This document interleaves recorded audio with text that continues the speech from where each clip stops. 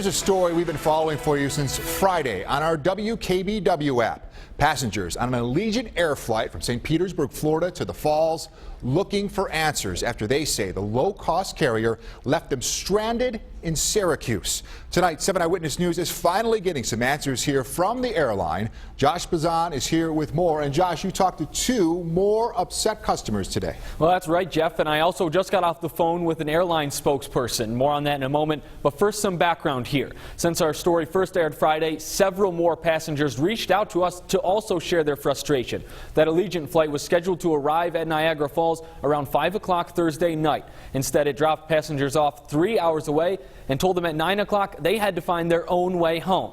An NFTA spokesperson confirms the flight was unable to land at Niagara Falls because of low cloud cover. Now, that decision is made at the discretion of the pilot for passenger safety.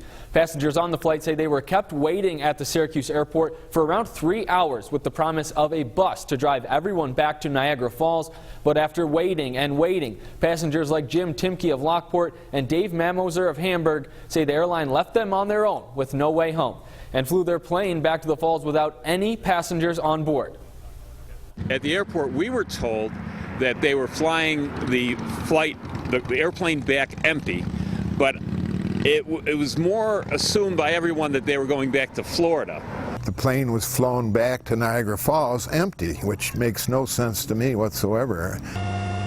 Many passengers are wondering why the plane left everyone behind if it was on its way to the original destination.